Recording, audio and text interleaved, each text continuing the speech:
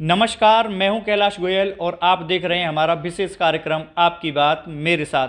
आपकी बात मेरे साथ में आज हमारे साथ मौजूद हैं जिला अलीगढ़ की तहसील खैर से नगर पालिका अध्यक्ष संजीव अग्रवाल जी, जो नगर पालिका अध्यक्ष के साथ साथ एक समाज सेवी के रूप में भी बखूबी क्षेत्र में जाने जाते हैं। आज हम आपको उनसे रूबरू कराएंगे। जी सर, बहुत बहुत स्वागत है आपका हमारे चैनल में। धन्यवाद जी। आज जिस तरीके से आप राजनीति में आए, मेरा जो सबसे पहला जो सवाल है वो ये है कि आप जिस तरीके से आप राजनीति में आए और आपका जो पृष्ठभूमि है परिवार की, वो व्यापारिक पृष्ठभूमि है। आपका जो परिवार है वो व्यापार से ताल्लुकात रखता है, तो आप फिर राजनीति में क्यों और कैसे आए? मुझे बचपन से ही समाज सेवा करने का शौक़ रहा था। एक बार मैंने सोचा था कि कोई इलेक्शन लड़ूंगा।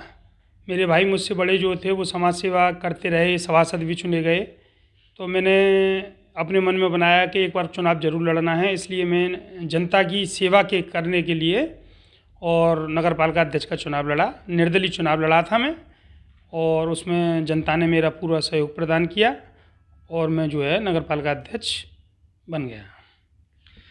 सबसे बड़ी बात यह है कि नगर पालिका अध्यक्ष के जब चुनाव हुए थे तो संजीव अग्रवाल जी निर्दलीय यहाँ से भारी बहुमत से विजयी हुए थे और उसके बाद आज भाजपा में आ गए हैं। तो जिस तरीके से आप निर्दलीय चुनाव आपने लड़ा और एक भारी बहुमत से आपको खैर के लोगों ने जिताया, उसके बाद में फिर से आपने भाजपा का दामन थाम लिया, क्या कारण रहे? हम शुरू से ही संघ के आदमी रहे हैं। भारतीय जनता पार्टी हमारी अपनी ही पार्टी थी, क्योंकि टिकट न मिलने की वजह से जनता का अधिक प्रेम था। जनता ने कहा कि आप चुनाव जरूर लड़ना, टिकट ना मिले तब भी लड़ना। इसलिए मुझे जनता के प्रेशर में आकर चुनाव लड़ना पड़ा निर्दलीय, और जनता ने मुझे अपना पूरा सहयोग दिया और ये सीट पर मुझे बैठाला। संजीव जी, जिस तरीके से आप राजनीति में आए हैं, व्यापारिक आपकी पृष्ठभूमि रही है, तो कहीं ना कहीं बहुत सारी आपको परेशानियों का सामना करना पड़ा होगा, क्योंकि राजनीति तो आपके लिए नई है ना, परिवार में कोई है राजनीति से। तो किस तरीके से आपने इसको मैनेज किया? व्यापारी होने के साथ साथ हम समाज में रहते हैं। समाज की जो उन लोगों को परेशानी होती है कि कभी किसी के यहाँ चोरी हो गई, दुकानदार के यहाँ कभी घटना हो गई, थाने जाने के लिए भी एफआईआर कराने के लिए काफ़ी मशक्क़त करनी पड़ती थी, औरों का सहारा लेना पड़ता था। इसलिए मैंने सोचा भाई राजनीति में उतर जाओ तो कम से कम समाज और दुकानदारों का भला होगा, उनके समय से सारे काम पूरे होंगे, जो उनकी समस्याएं हैं उनका निस्तारण होगा। इसलिए मैं राजनीति में आया। संजीव अग्रवाल जी समय समय पर बढ़ चढ़ के समाज सेवा में भी अपना रोल अदा करते हुए आए हैं। कोई भी गरीब इनके दर पे पहुंचा है तो वो निराश होकर नहीं लौटा है।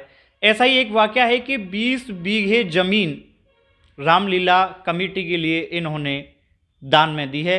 उसके बारे में भी इनसे चर्चा करेंगे। आप जो है खुलकर राजनीति तो आप करते ही हैं, राजनीति के साथ साथ में संजीव जी आप जो समाज सेवा में भी आप पीछे नहीं हटते हैं। अभी हाल ही में आपने एक 20 बीघे की जो ज़मीन है रामलीला कमेटी को आपने दान दिया। इसके साथ में आपने शौचालय के लिए भी आपने जो है ज़मीन दान दी। बहुत सारे आपने कहीं पुल बनवाए तो कहीं किसी को जो है प्लॉट आपने अपने पैसों से मुहैया कराया। तो ये कहाँ से आपके अंदर इतना लोगों के लिए कुछ कर गुजरने के लिए जुनून आता है और कैसे कर पाते हैं आप? रामलीला की 20 बीघा ज़मीन मैंने नगर पालिका अध्यक्ष बनने से पहले जो है डोनेट की थी दशहरा मेला के लिए, क्योंकि जो अब तक दशहरा मेला लगता था वो फौजी पड़ाव पे लगता था। वहाँ परमिशन लेने में बड़ी दिक्कत आती थी फौजी पड़ाव से। तो इसलिए हमने सोचा भाई ये जो हमारा सांस्कृतिक होता है, रामलीला होती हैं, तो ये एक काफ़ी दिनों से चली आ रही है और दशहरा मेला यहाँ के बच्चों के लिए अति आवश्यक था। इसलिए हमने अपनी गोला स्थित कुआं पर 20 बीघा ज़मीन इनको रामलीला कमेटी के नाम बैनामा कर दिया उसका, और 65 वर्ग गज ज़मीन त्रिवेणी नगर में हमने सुलभ शौचालय के नाम मोदी जी की जन्म तिथि पर उसके उपलक्ष्य में वहाँ उनको नगर पालिका के नाम बैनामा कर दी थी।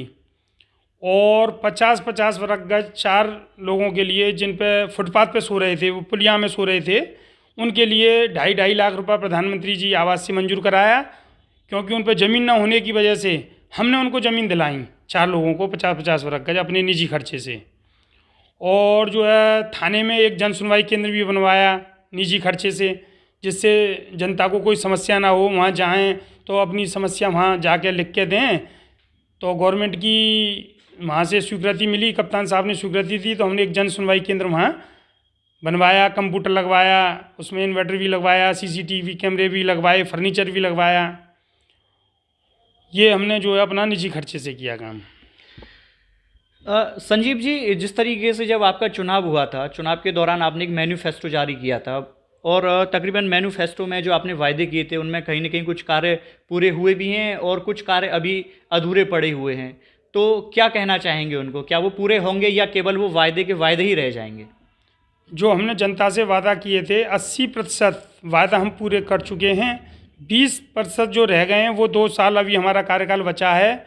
2 साल में उनको हम हर संभव प्रयास पूरा करेंगे, जो अधूरे रह गए हैं कार्य वो पूरा करेंगे। संजीव जी, मेरा आपसे जो आखिरी सवाल है कि आप जो अब जैसे नववर्ष आ रहा है, तो नववर्ष के उपलक्ष्य में आप क्षेत्र के लोगों से, देश के लोगों से आप क्या अपना संदेश देना चाहेंगे? नववर्ष में सबसे पहले तो मैं सभी अपने नगरवासियों को, देशवासियों को मंगल कामना करता हूं। उनका नया साल अच्छा गुजरे और पुराना साल जो बीत रहा है वो भी अच्छा गुजरे, और बाकी देश सेवा में जितना भी सहयोग हो सके। राम मंदिर के लिए अब चंदा हो रहा है, उसमें 10 रुपये 20 रुपये जिसकी जैसी सहायता हो वो प्रदान करें वहाँ। यही मेरा नई साल में संदेश है। तो देखा आपने, संजीव अग्रवाल जी ने नववर्ष के उपलक्ष्य में आप सभी लोगों से एक अपील की है कि राम मंदिर निर्माण के लिए आप सभी लोग बढ़ चढ़कर हिस्सा लें, और मैं भी आपसे यही अपील करूंगा कि राम मंदिर के लिए संजीव जी का सहयोग करें, राम मंदिर निर्माण का सहयोग करें। जुड़े रहिए हमारे साथ, बहुत जल्द फिर मिलते हैं एक नई शख्सियत के साथ। आप देख रहे हैं सक्षम न्यूज इंडिया, सबसे पहले सबसे तेज।